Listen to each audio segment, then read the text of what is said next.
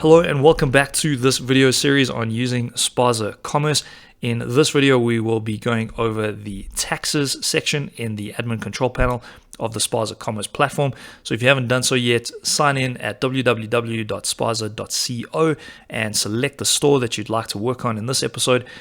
If you haven't seen any of our other episodes yet, definitely go check them out in the playlist just to make sure that you're up to speed with everything that we've done on our demo store creation over here. And let's dive in. So the taxes section, once you've signed in and you've selected the store you want to work on, all you need to do is just click on taxes over here in the navigation drawer, and that will take you through to the main tax settings page.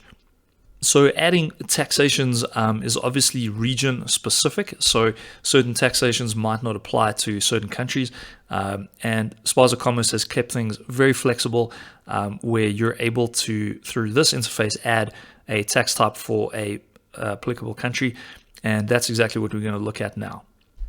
So for the purposes of this demo store, I'm actually just going to add two different tax types, one for South African customers, which will be VAT or value added tax, and then I'm just going to add a sort of more general tax for any customers outside of South Africa.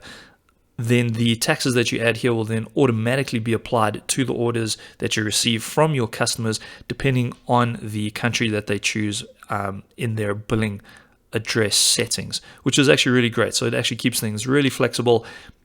Different countries will then receive the different taxations that you add here. So let's get stuck in and add these two tax types. So for the first one, I'm just going to add one for South Africa, and we're going to add value added tax or just VAT. So I'm just going to add in the tax name of VAT. The tax percentage at the moment for VAT in South Africa is 15. And under the particular country, I'm just going to obviously add that to South Africa. And once we filled in those fields, all we need to do is just click add tax type, and our tax will be added for us automatically. And there you can see it over there. So there we go. If I do want to make changes to these, I do have the option to remove this tax, and then I can re-add it on the left. But that looks good to me. I'm just going to leave that now.